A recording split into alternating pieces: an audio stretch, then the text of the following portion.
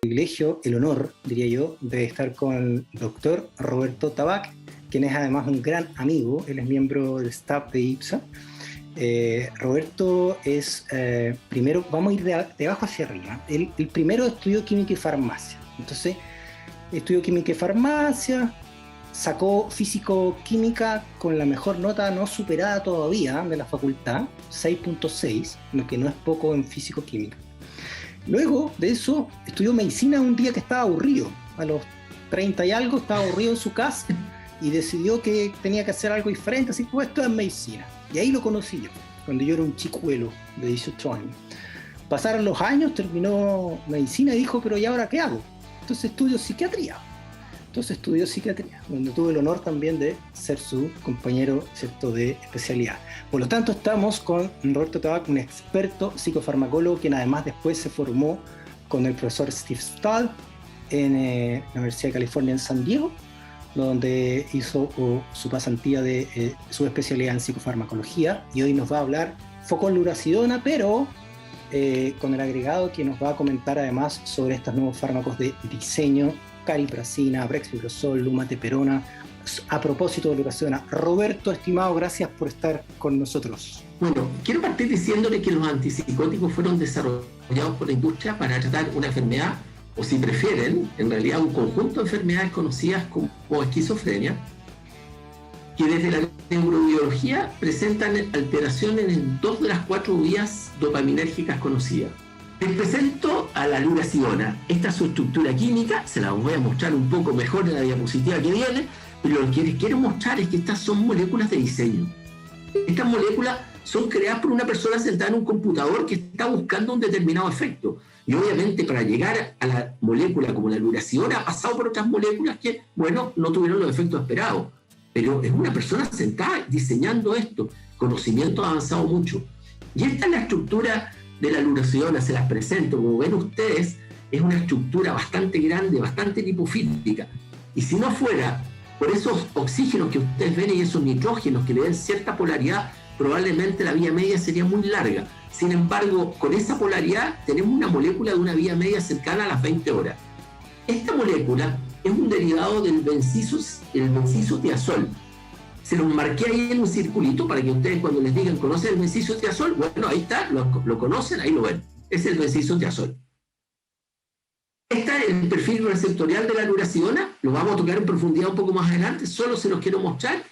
Fíjense que mantiene las características de un antipsicótico atípico con un antagonismo dopamino-serotoninérgico y además un agonismo parcial del receptor de serotonina tipo 1A. Hablemos un poquito de la farmacocinética. Les presento la luracidona en Estados Unidos, en la FDA. El nombre comercial es Latuda. Como ustedes ven, van en dosis de 20 a 120 miligramos y está aprobada en esquizofrenia en pacientes desde los 13 años y en depresión bipolar en pacientes desde 10 años como monoterapia. Su absorción es bastante pobre, tiene una biodisponibilidad que se acerca al 20% y debe ser tomada con medicamentos que van entre 350 y 1000 calorías. ¿Y por qué? Porque cuando lo tomamos con medicamentos entre 350 y 1000 calorías, se aumenta el doble la absorción del medicamento y las concentraciones máximas suben al triple. Concentraciones máximas que se alcanzan aproximadamente a las 3 horas. La farmacocinética es lineal y me refiero a que en dosis entre 20 y 160 miligramos, la biodisponibilidad sigue siendo cercana al 20%, no varía. Metabolismo. Se metaboliza en el sistema oxidativo microsomal del citocromo P450 en el hígado. Ustedes saben que las moléculas se metabolizan con un solo fin, es hacerlas más polares y que se puedan eliminar más eficazmente. Y esta en especial se metaboliza a través de la isoenzima 3A4. Tiene 5 metabolitos, de los cuales 3 de ellos son activos. Sin embargo, el metabolito activo más importante corresponde solamente al 25% del producto de degradación de la luracidona y con una vida mucho más pequeña, desde 7 a 10 horas, comparado con aproximadamente 20 o 30 horas, como les voy a explicar más adelante, en la luracidona. No son relevantes los metabolitos. Y además tiene 2 metabolitos inactivos. Como todos los medicamentos sujetos a la isoenzima 3A4, son sujetos de inhibición y ustedes saben que la inhibición produce aumento de la dosis y cuando la inhibición es importante, entonces puede llegar a ser tóxica y es importante entonces controlarla.